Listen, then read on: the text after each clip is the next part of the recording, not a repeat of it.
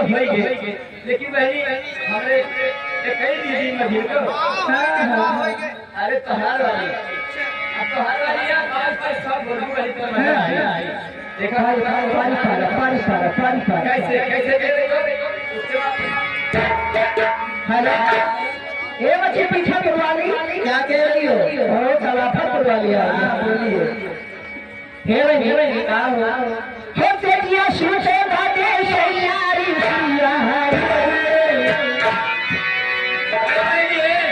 हो ओके वाले का शैयारी सिया की जोन लगे मनहान हो नहीं सिया के बड़े हो गए बड़े पूरे पे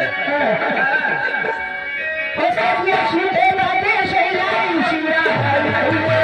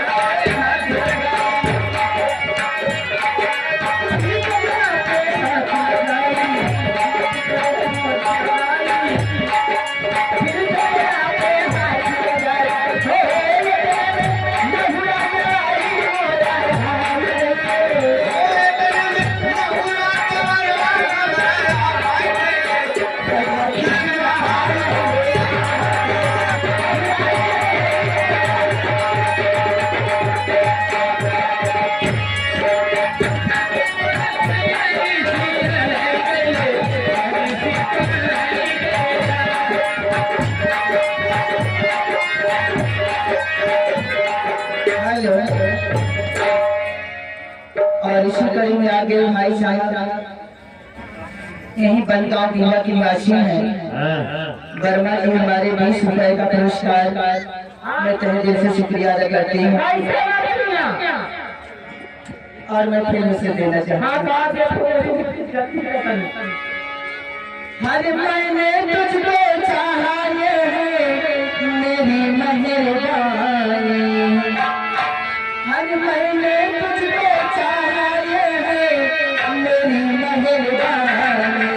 तू गलियों का राजा मैं महलों की रानी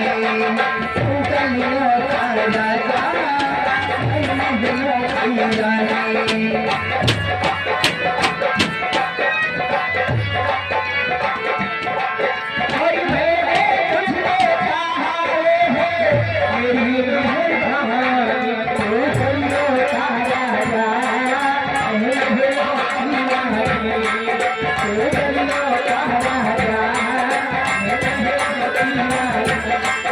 Thank you.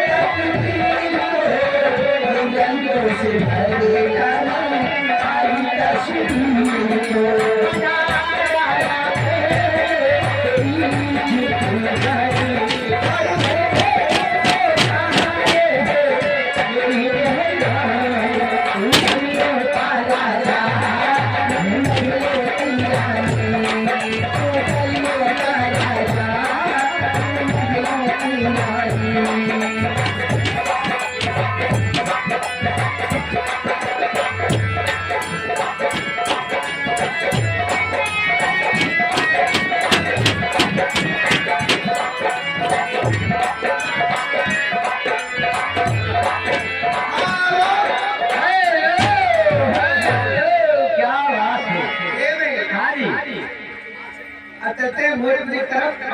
कैसे क्या कहना है, क्या चमत्कार है, क्या